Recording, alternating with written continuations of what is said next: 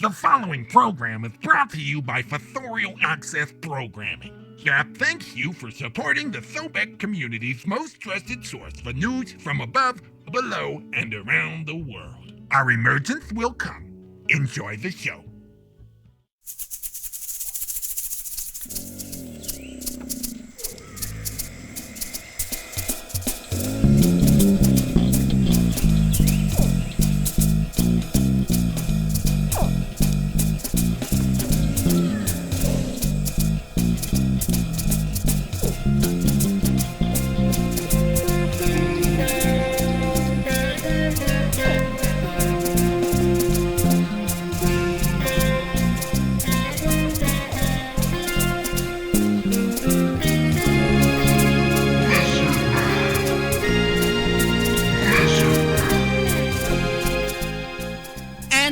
Welcome back, Lizard listeners, to This Lizard Life, the show where we take news from the surface and bring it down to scale. I'm your host, Archie Anole, coming to you from 37 meters below the old Warner Brothers Theater in downtown Los Angeles. And today in studio with me, I have co-hosts Gordo Gecko and Sebastian Skink. How you doing, Archie? Hey there, good to see you, Archie. How are you gentlemen doing today? I'm doing well. I'm about 50 meters below the Wiltern Theater in Los Angeles, and yeah, it's nice and cool down here. Just enjoying the lovely isolation. Yeah, I'm doing good. I just had sex with my wife. Great. This would be your third egg-laying cycle? Or would this be your second, Gordo? I don't remember, sorry. It is the third, Archie. It's the third. We had sex 15 times today. Great. Well, good luck to you. Sorry, can I interrupt? Just, Gordo, didn't your wife eat the first hatchling? She did. She ate the first, the second, the third. It keeps us having very few hatchlings, which I like. That's great. You don't have to go out for groceries as much. Yeah, absolutely. Saves money, saves time, and you can pump more. That's a good strategy. I wish I had a wife of my own. Well, you know, Sebastian, the ladies do like people in the industry, so now that your voice is out there, who knows what can happen? Oh, well, we'll see. You can always find me on our Instagram handle at Lizard Life. Well, someone else that we need to find, or has been found upstairs, is our surface correspondent, Drake Newton. Drake, can you hear us? Oh, I can hear you just fine. Thank you for having me. Great. How's the weather today, Drake? The weather's quite nice, actually, today. Fairly dry for us, dry-skinned as we like to call ourselves. But, yeah, it's a very nice day. Very nice day. A lot on the forecast upcoming. Lots of news coming up for you guys regarding masks, but we'll get back to that later. Well, gentlemen, shall I start us off today? Yeah, go ahead, Archie. Go for it. As you know, the surface world has been going through a bit of a pandemic, and this has caused havoc in a lot of areas on human surface life, and none more than the entertainment industry. So there hasn't been too much of new news coming out of the entertainment side of things. However, there has been one small story, and that is the story of Quibi. Quitting? People are quitting their jobs, right? No, that one's not it, Gordo. Sebastian, how about you? I've heard very little about it. I'm somewhat familiar with what it's all about, but I'm interested to hear your more detailed analysis. I have my own concerns about it, but I'll share those after we've heard your bit. The quitting app, it helps you quit your job, or what is it? So, Quibi was started on the surface date of April 6, 2020.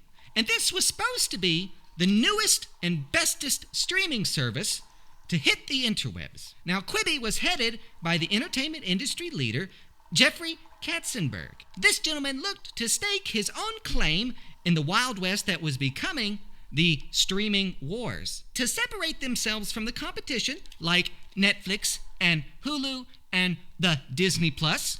Quibi looks to tap into not the big screen views, and not even small screen viewers, but micro screen viewers. Yes, Quibi was launched to only be used on phones and tablets. Quibi means, and Quibi stands for, Quick Bites. And it was marketed to be on-the-go programming. So the humans, when they had a second to spare, like maybe riding the subway or depositing bodily waste in the secluded porcelain receptacles, instead of making a bowel movement Facebook update, they would instead watch Anna Kendrick talk to a conscious feminist sex doll. And this is not the only crazy thing. Anna Kendrick was not the biggest name that Quibi was able to land. No, they gained contracts with big, famous filmmakers like Steven Spielberg and Guillermo del Toro, as well as other celebrities such as Kevin Hart and Jennifer Lopez, Queen Latifah, just to name a few. So Quibi had almost a $2 billion budget, and they even tried marketing their idea during the Super Bowl, where they spent millions of dollars for short 30-second commercials to be aired during the game, again, with the talent and the marketing and the idea that they had a place in the market to pinpoint with small phones. You would think that this would be a home run for the company. However, the statistics say otherwise. So let me just give you a little bit of the numbers here.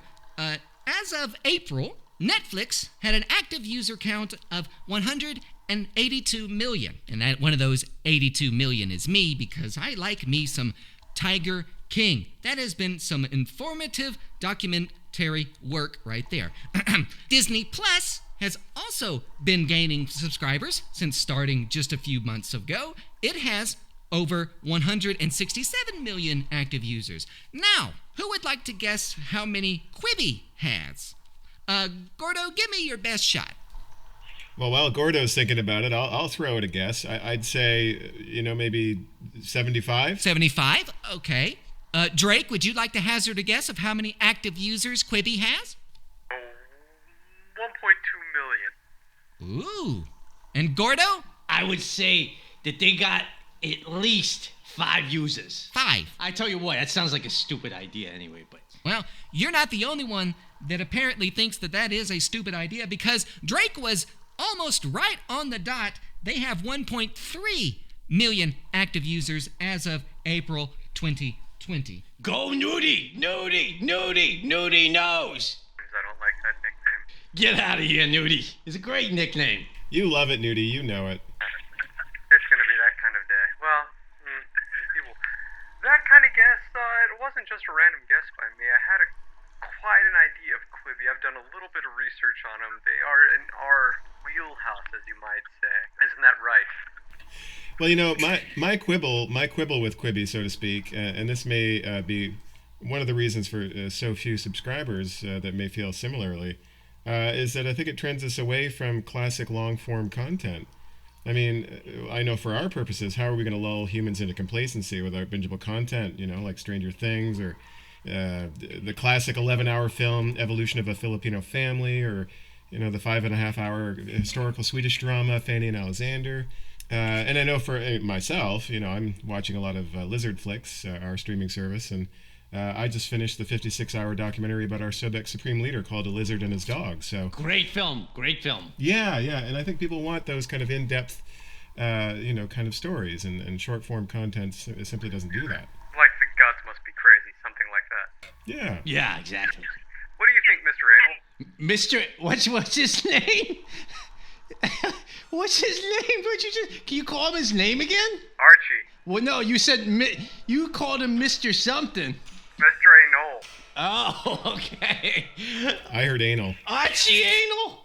That is one correct pronunciation of my last name, and I find no offense to it. In fact, it's quite flattering. I'm sorry, but I prefer the lizard term cloaca.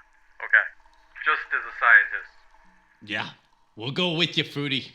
Now, I expected more from Jeffrey Katzenberg, because he did get his big start at Disney. And we all know that Disney is Disney's a great chip provider.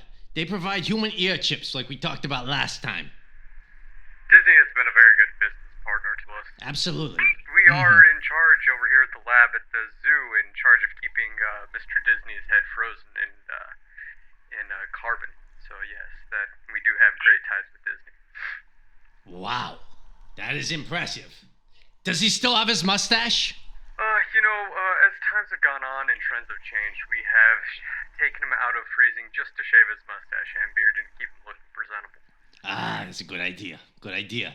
Mr. Disney always liked to be clean. He was always on our side. I'm sorry, Archie, we interrupted you, but go ahead. That was my point. We all know that Disney was a huge supporter in the Sobek community, and we're going to need his help. So when we try to assimilate and ascend, our ascendants will come. We're going to need his side to help enslave the humans and get them to work for us cooperatively. And that's why I expected Jeffrey Katzenberg, who got his start at Disney, he was on the forefront of helping rekindle the human race to what it means to be able to speak and work for bipedal, talking, animalistic creatures. Now remember, Jeffrey Katzenberg, he led the animation renaissance that Disney went through in the 90s, producing animated films like The Little Mermaid, Beauty and the Beast, The Rescuers Down Under, The Lion King. Gentlemen, these are all films which feature animals talking and speaking. And so Great films. Yes, and to normalize this habit to the surface dwellers, we really needed that type of influence to continue. The Talking Seagull and Little Mermaid's my favorite. Classic. Buddy Hackett, love it. So this was a big surprise why Jeffrey would turn to this shorter medium. Like you said, Sebastian, the long form is what we need to helping the surface dwellers get trained to be subservient to our cause. Drake, since you're on the surface, have you heard anybody or have you seen any marketing besides maybe even the Super Bowl ads for this Quibi app? For Quibi, as far as advertisements, social media, we do have our Instagram and Facebook things going through. LinkedIn has actually been pretty effective for us as far as contacting people and getting them involved in our little campaigns that we have. The only problem is that we have some kind of virus or worm that just keeps on spamming emails. So it's kind of worked against us. And that's the only problem that we have using LinkedIn right now as one of our social media platforms. Understood. Now, when I say something like Quibi and what it's offering, doesn't it sound like other apps and websites out there? Like maybe YouTube or TikTok? Do those ring a bell? Yeah, it sounds pretty similar, Archie. Exactly. YouTube, back, several months ago, tried to make their own premium content by introducing YouTube Red, and that didn't work. So I don't understand why they would think that this Quibi work. In fact, they had to resort to using YouTube to try and help market the show by putting out free episodes of their original content. One of the big problems with humans that I tend to notice is they tend to jump on what they call bandwagons. And of course, we've used this to our advantage with things like selling some of the faulty masks on Instagram that you might see that look like they might work, and they're from weird companies and stuff you might not hear about, but they're actually not for that intended use. So humans are very good at bandwagoning, and we like that. The other thing they're also very good at is listening to propaganda and what not to bandwagon on. We've gotten everybody confused on what's right and what's wrong, and it's just been quite marvelous here at our labs, and watching things from the zoo has been great. Of course, with not so many people out, one advantage that we have with these masks is that now we can go out more freely without our faces being so easily recognized. And we're able to take better first-hand accounts of these people's reaction to our kind of campaign. Drake, I'm still adding to my lexicon of surface words, and I'm curious about that word bandwagon. Does that involve an actual musical band on the wagon? Because if so, I'd like to jump on that wagon. Interestingly enough, no, it's more metaphor, but it does involve a midget with a broom sweeping for some reason last time I checked. I have no idea, just what I've heard. Interesting. Is the midget edible? A little person. You can't say that word. Come on. Sorry. Humans love little people. They use them and extort them for for everything and call them whatever they want. So I'm sorry part of that has rubbed off. And they, yeah, exactly. And they make really good chips as well. I was going to ask if they were edible. Yeah, if the little people were edible. Absolutely, they make good chips. You make great chips, I tell you, Gordo. I know. I'm telling you, we're gonna market them. Those skin chips and yeah. The only problem with those chips is they go right through my cloaca. Am I right? You are right. You're right. Yeah, they do that. If only there were an app for that. Speaking of chips, this app also put a chip on the shoulder of a lot of people working in the industry. These Quibi episodes, again, being these quick bites, each segment would only be between 10 and 12 minutes long. So when they hired professional crews, they used union loopholes by saying that they are making short-form content, so the contracts would be not for features or TV shows, but the much lower-paid contracts for short-form entertainment. So this would mean that they could pay a lower rate and get more for less. Smart. They found out something that we knew long ago. Humans can only really keep their attention spans for about 10 minutes at a time without some kind of spectacle like an explosion or an advertisement getting in the way. Good for them. Yes, but I know, at least, I have 3 friends that worked in the entertainment industry until it slowed down. Sebastian, I think you had somebody that worked at Disney, and they've been shut down too, so this didn't really help them as far as it comes to the currency of the surface world. Yeah, definitely. There are definitely exceptions. Some people that are suffering because of these circumstances. Which is great. That is great. We want people to suffer. We want people to suffer as much as possible. Take away all their rights. Am I right? Well, we don't want our lizard brethren to suffer, but you know, some must be sacrificed for the cause, including, sadly, my cousin Paul Monitor, who we haven't heard from in several weeks. So if anyone's heard from him, please reach out to us on social media. He plays Tigger at Disneyland. Too bad for Paul, but you got to make sacrifices. I mean, look at the humans. They're willing to sacrifice like a couple million. And speaking of the death of humans, one of the more unique programming for Quibi was a reality TV show called Murder House Flip, where home renovation experts would seek out a house that had a distasteful past, such as a mass murder or the home of a rapist, and then they would try and sell that house by sprucing it up. That sounds like a great idea.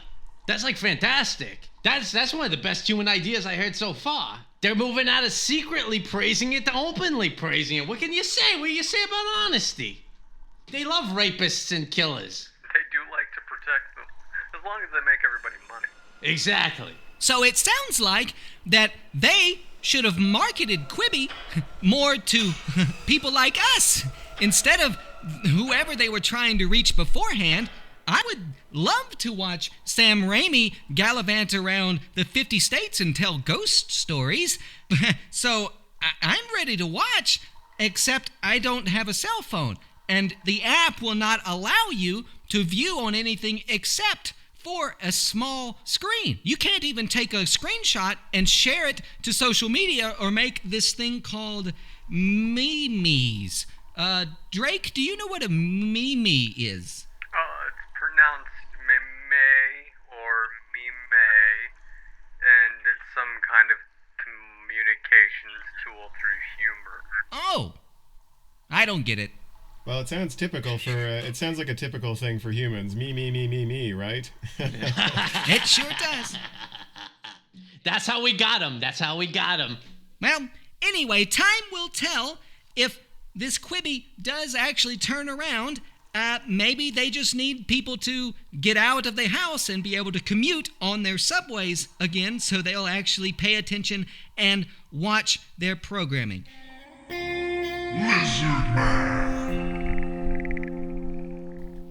So, as you know by now, we've released what the surface walkers are calling the Asian giant hornet, or the lovely moniker I personally prefer, the murder hornet. And they, of course, have they have no idea that our brilliant scientists in our underground lab beneath Kalamazoo, Michigan, have designed these biologically marvelous creatures. And this is the sister lab to yours, Drake. So you probably know as much as I do about this, but. These creatures they're designed to wreak havoc on the bee population and, of course, kill a few humans along the way as a bonus objective. it's common knowledge, of course, that if you dominate the bees, you dominate the world. So these murder hornets are especially designed with the mandibles that can slice up a beehive in a matter of hours and can decapitate bees and eat their thoraxes. And their stingers are even strong enough to penetrate the squishy flesh of a beekeeper, and even through their rather comical attempts at protective gear. And, of course, these hornets are really just part of a clinical trial. And within the next year or two, I think we hope to launch truly giant hornets that will be able to decapitate humans at an efficiency level that's not really seen since the French Revolution. Wonderful, just wonderful. I know, isn't it great? What I was really excited to share with you, though, and I've got some personal experience with this, is that what's not so well known about these delightful little killer insects is that they really make wonderful house pets. I encourage all of our lizard listeners to give it a try, because their stingers aren't strong enough to penetrate our scale, so of course there's no danger, and they're just so cute with their eyes, designed to look like Spider-Man's. It's one of the few cultural appropriations allowed by our supreme leader, of course. And they've got the tiger stripes down the body, and of course their lovely gossamer wings. And I have one named Tigger in honor of my cousin Paul Molitor, who, of course, as you know, I've mentioned, is missing. He plays one of the characters at Disneyland, Tigger, and we haven't heard from Paul in a while again. So if you've seen him, please reach out on social media. But our little pet murder hornets, they can actually be trained to do search and rescue, and I've been using mine for that. Also, you can train them to do like fun games such as catch and kill and slice and dice and peekaboo, I sting you, and with a simple training regimen, it'll follow basic commands like come and follow, stop, sting, and of course, if you have more than one, the ever-popular directive, murder swarm. Come, follow, stop, sting. Come, follow. Yeah, those are separate commands, not all at once. Come, follow, stop, sting. Yeah, or you can... CFSS. Exactly. Yep, that's the acronym. And if you want to use this training regimen, I recommend that you use their favorite treats as a reward system. So, of course, they prefer other live insects or human fingertips. It's great fun. They're pretty affectionate. Mine will sit on my finger and let me pet his fuzzy back. And at night he crawls into my nose and curls up against my mucous membrane. And I tell you, it's quite a comfort during these times of self-isolation to wake up to the buzz and playful nips of a pet murder hornet and the flutter of wings as it emerges from your nose in the morning. It's really quite wonderful. So I recommend all of our listeners to try it out. And where do we get those? I've actually just posted on Instagram where you can order your pet hornet straight from the lab. And I hope, Drake Newton, that we will also have them available through your lab soon as well. Yes, we should be receiving shipments, of course. Now that you mention it, there is a shortage as these things kind of go, and there's so many things around. But don't worry, we will have some in stock on the West Coast.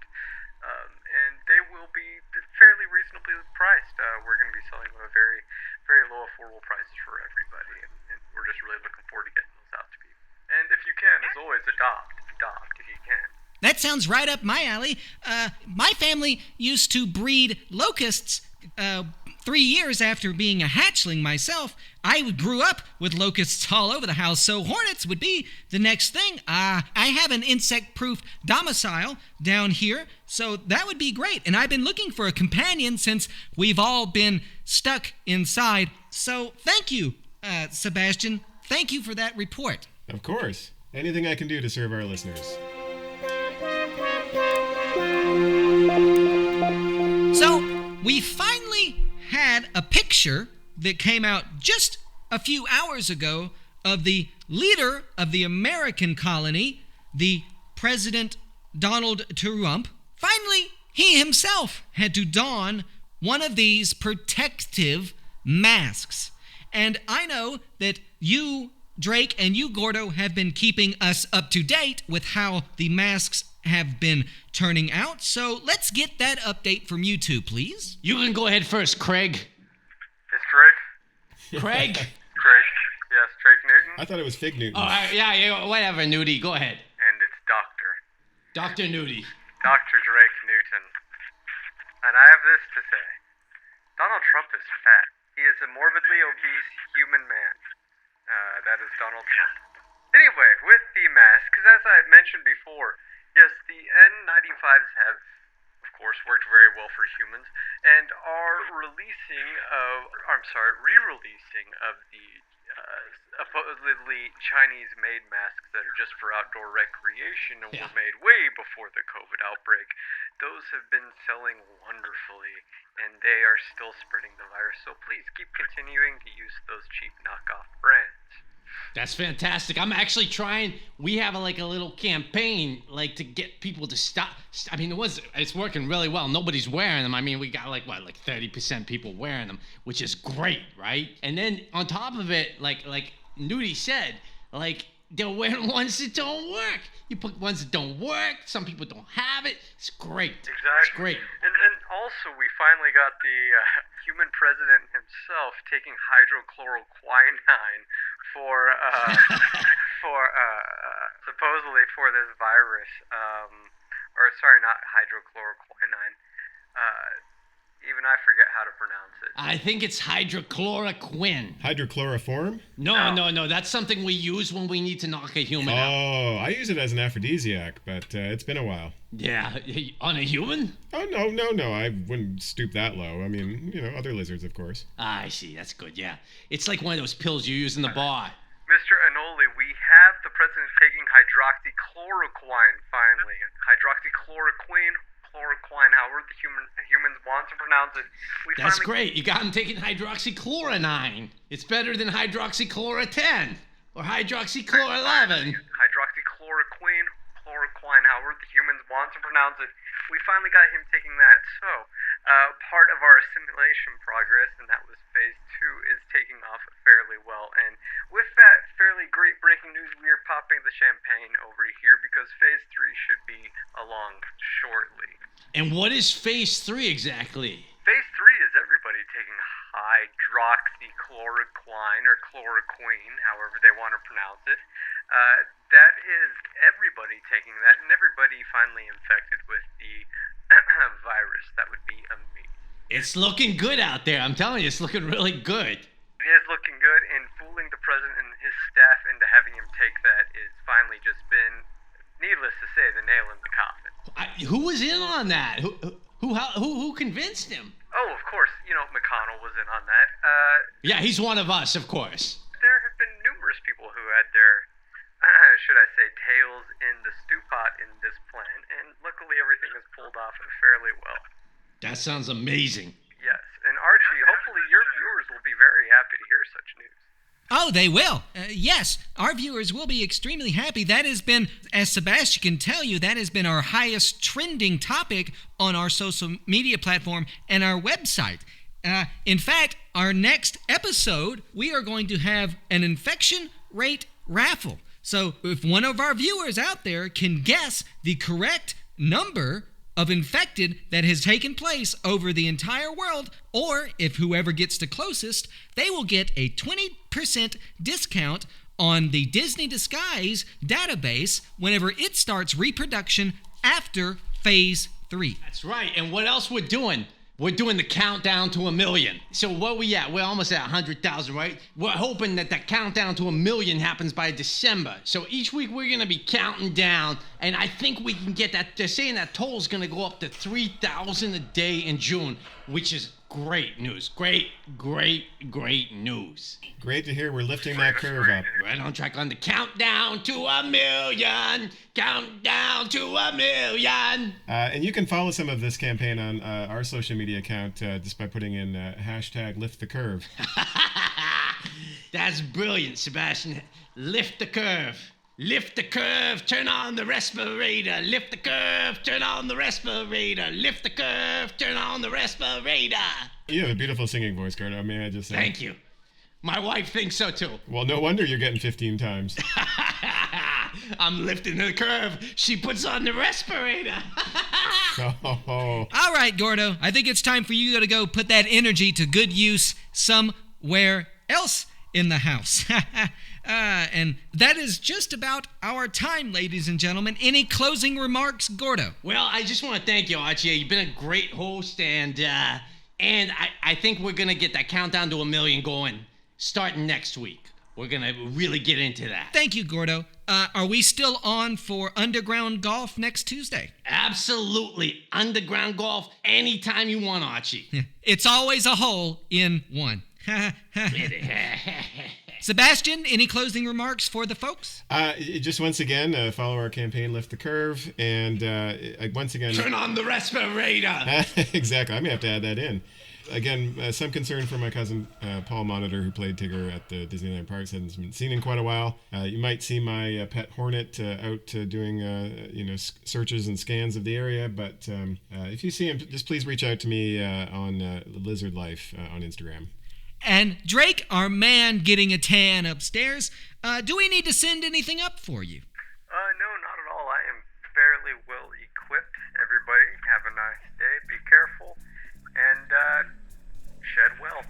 Shed well, indeed. Thank you, Lizard listeners. You too, shed well. And remember to take part in that raffle on lizardlife.com. Good night, everybody. Our emergence will come.